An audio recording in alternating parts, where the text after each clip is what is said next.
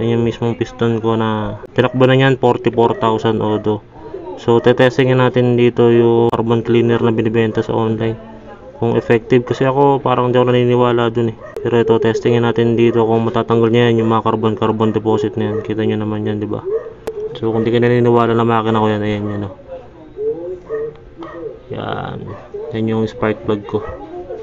So ito nga pala yung ginamit ko na endoscope camera. Yan yung camera na may mga ilaw siya sa gilid. Ito yung ginamit ko para makita natin yung loob ng chamber. Ito pinapasok lang to sa Android phone para makita natin yung loob ng makina. Ito naman yung reading ng spark plug ko bago ko gamitin yung gas treatment na nabibili online. Ito yung nakakalinis daw ng carbon deposit sa loob ng chamber ng mga makina natin. Yan yung motor ko, kalas-kalas oh. Kinalas ko yan. Tapos dito natin pinasok, yan, yung spark plug cap. Nakikita nyo ba yan? Yun, doon ko pinadaan sa spark plug na yun. Gamit natin itong endoscope camera na binili ko rin online.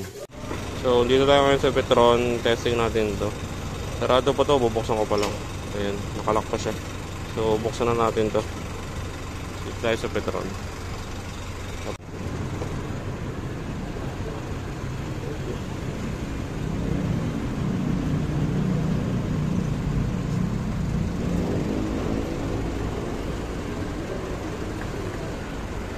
Yun, full tank na. Gamit natin yung gas treatment na to. Gamit natin to dito sa loob. Game na, game na.